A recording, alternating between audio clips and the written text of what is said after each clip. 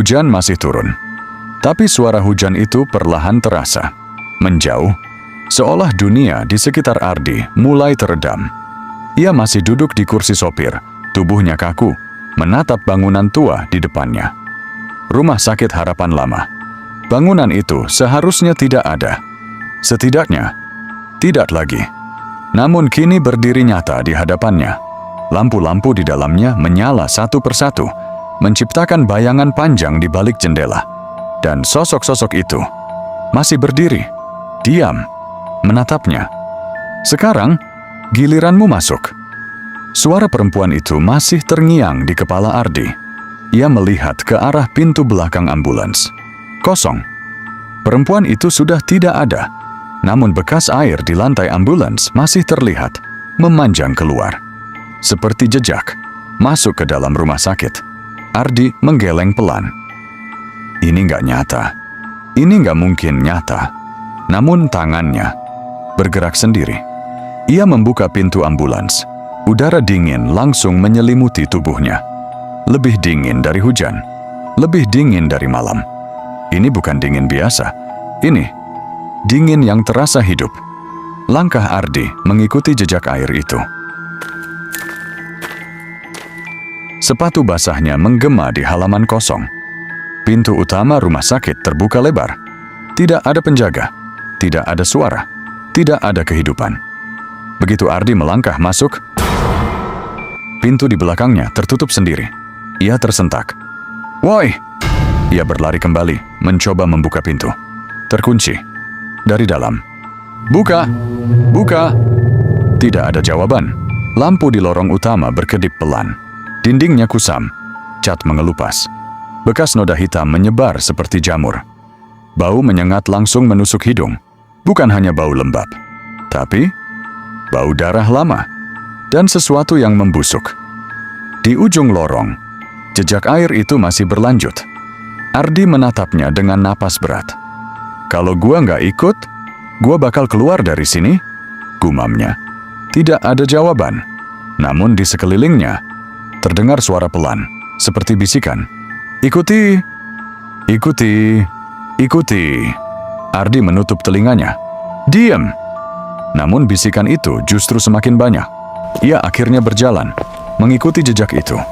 Lorong terasa semakin panjang, tidak masuk akal. Seharusnya tidak sejauh ini. Di sisi kanan, ruang perawatan. Pintunya terbuka sedikit. Ardi tanpa sadar melirik ke dalam. Dan ia melihat sesuatu di atas ranjang. Seorang pasien.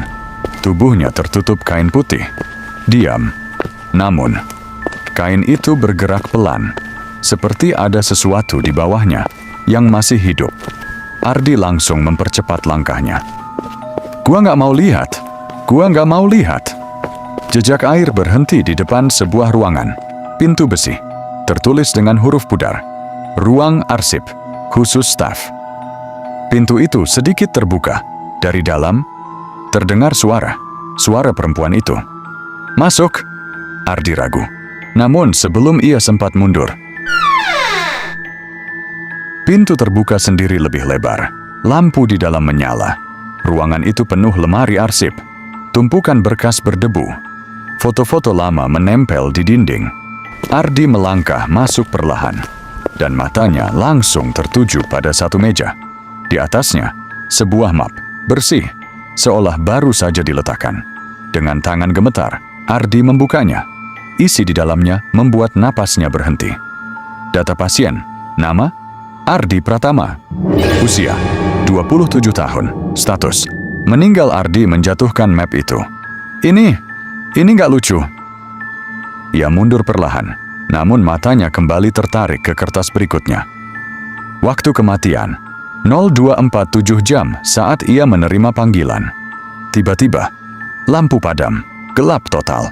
Napas Ardi memburu. "Siapa di sini?" Tidak ada jawaban, hanya suara. Langkah kaki. Di belakangnya, pelan. Ardi tidak berani menoleh. Lalu, sebuah suara tepat di telinganya. "Kamu sudah sampai dari tadi." Ardi membeku. Perlahan, ia menoleh. Perempuan itu berdiri tepat di belakangnya. Wajahnya kini Tidak lagi pucat, melainkan hancur, seperti korban kecelakaan. Darah mengalir dari kepalanya, matanya tetap hitam, kosong. Ini bukan tempat tujuanmu. Ia tersenyum. Ini tempat kamu kembali. Tiba-tiba, semua lampu menyala bersamaan, dan Ardi melihat ruangan itu tidak kosong. Di sekelilingnya, berdiri banyak orang. Pasien, dokter, perawat, semua diam, dengan wajah rusak, menatapnya. Dan di antara mereka, Ardi melihat sesuatu yang membuat tubuhnya lemas. Seorang pria, memakai seragam sopir ambulans. Wajahnya sama persis seperti dirinya. Pria itu tersenyum. Akhirnya, gue nggak sendirian lagi.